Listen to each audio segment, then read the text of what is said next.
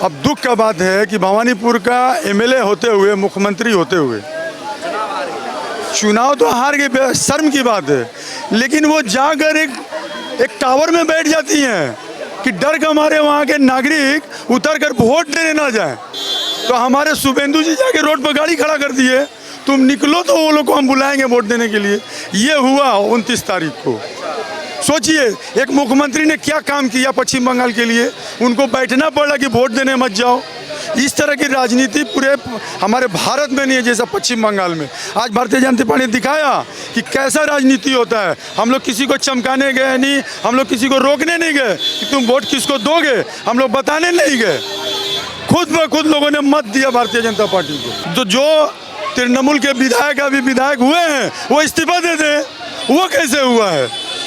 वो कैसे हुआ है? वो विधायक अभी कैसे हो गए? वो जनता ही तो चुनी उनको, इलेक्शन कमीशन तो चुन के दिया, ईवीएम तो उनको चुना, तो वो इस्तीफा दे पहले। अगर ऐसा है तो इस्तीफा दे। तो वो क्यों लेके बैठी हुई है? हम जीत गए तो ईवीएम खराब है, इलेक्शन कमीशन मिला हुआ है, और तुम पा गई इतना विधानसभा का सीट, तो वो ठीक है। और शर्म आना चाहिए।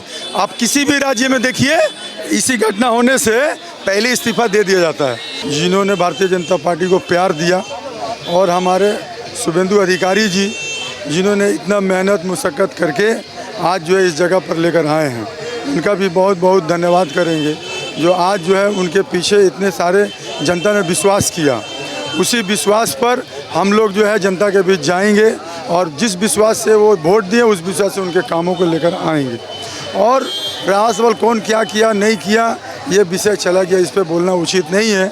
हमारा आज जो है ऑलरेडी बंगाल प्रेसिडेंट का, भारतीय जनता पार्टी का राज्य प्रेसिडेंट का, समीक भट्टाचार्य का एक वीडियो वायरल हुआ है जिसमें किसी को अब्द शब्द नहीं बोलना है, झंडा लेकर चमकाना नहीं है, इस तरह का उन्होंने बयान दिया है। तो उनको, उनकी बातों को हम लोग मानते हुए आगे की कार्रवाई करेंगे। ममता बनर्जी चुनाव हार चुकी है लेकिन कह रही मैं इस्तीफा नहीं दूंगी, राजभवन नहीं जाऊंगी। ये तो 15 साल राज इसी तरह हुआ।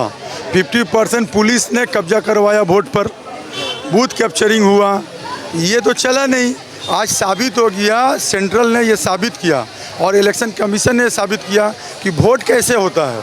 आज पश्चिम बंगाल में सीपीएम के ज़माने से और आज पहली बार इस तरह का वोट हुआ है। पूरे हिंदुस्तान में ऐसा कोई राज्य नहीं है जहाँ किसी को धमकाया जाता हो।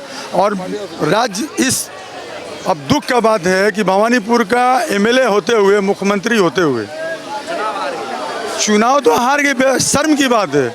लेकिन वो जाकर एक टावर में बैठ जाती हैं कि डर के मारे वहाँ के नागरिक उतर कर वोट देने ना जाए। तो हमारे शुभेंदु जी जाके रोड पर गाड़ी खड़ा कर दिए, तुम निकलो तो वो लोग को हम बुलाएंगे वोट देने के लिए। ये हुआ 29 तारीख को। सोचिए एक मुख्यमंत्री ने क्या काम किया पश्चिम बंगाल के लिए, उनको बैठना पड़ा कि वोट देने मत जाओ। इस तरह की राजनीति पूरे हमारे भारत में नहीं है जैसा पश्चिम बंगाल में। आज भारतीय जनता पार्टी ने दिखाया कि कैसा राजनीति होता है। हम लोग किसी को चमकाने गए नहीं, हम लोग किसी को रोकने नहीं गए कि तुम वोट किसको दोगे, हम लोग बताने नहीं गए। खुद ब खुद लोगों ने मत दिया भारतीय जनता पार्टी को। डबल इंजन सरकार बनाने के लिए, मोदी जी के निर्देश पर चलने के लिए, उनके नेतृत्व में पश्चिम बंगाल चलेगा। ममता बनर्जी कह रही चुनाव आयोग विलन है, उन्होंने बीजेपी को जिताया है, 100 सीट बीजेपी लूट कर। तो अगर ऐसी बात है तो जो तृणमूल के विधायक अभी विधायक हुए हैं वो इस्तीफा दे दें। वो कैसे हुआ है?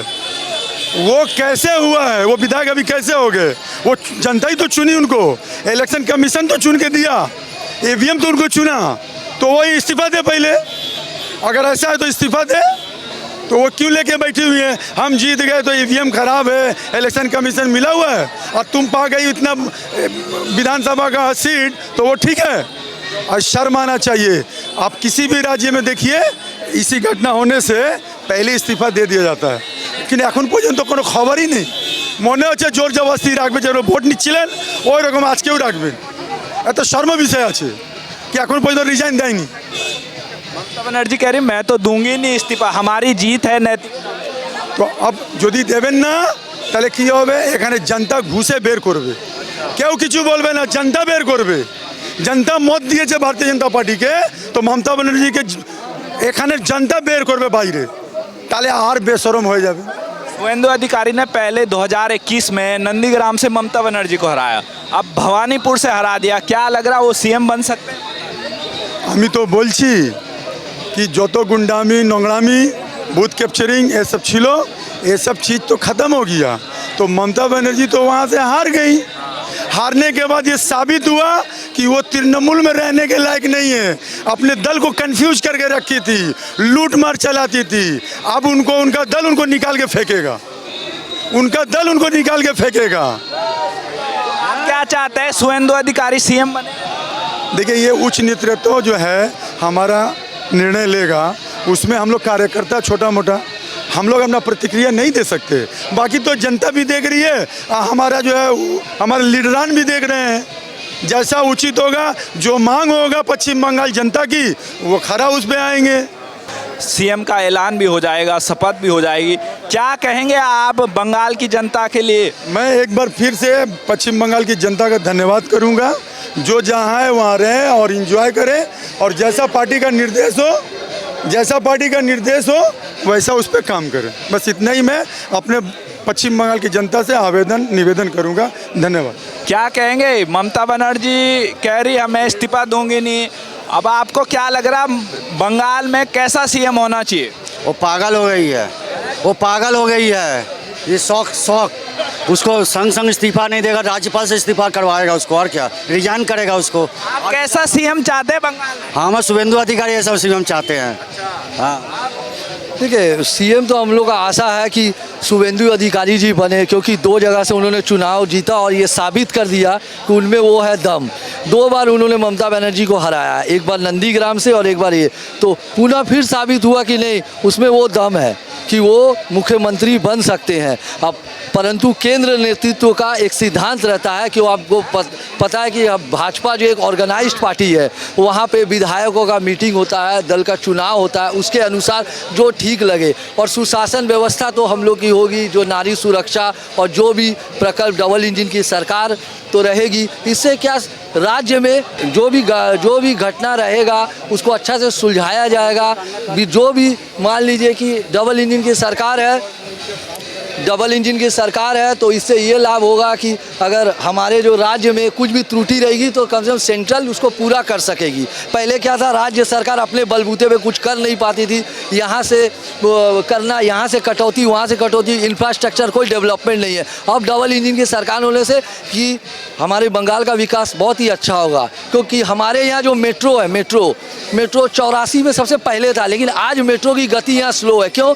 कोई लैंड बैंक नहीं है, ज़मीन का आवंटन सही नहीं है। वही आप देखिएगा दिल्ली वगैरह में इतना तेज़ी से मेट्रो, इवन की आप देखिएगा पटना में भी मेट्रो शुरू हो गया। तो ये सब जो गति रुकी गई है, तो गति बढ़ाना होगा। जैसे गति बढ़ेगा, इंडस्ट्री आएगी, काम बढ़ेगा। इसलिए ऐसा एक मुख्यमंत्री होगा और उनका ऐसा कैबिनेट होगा कि जिससे पूरी जनता को अच्छे जो लाभ जो बोले हैं वो लाभ मिलेगी। धन्यवाद।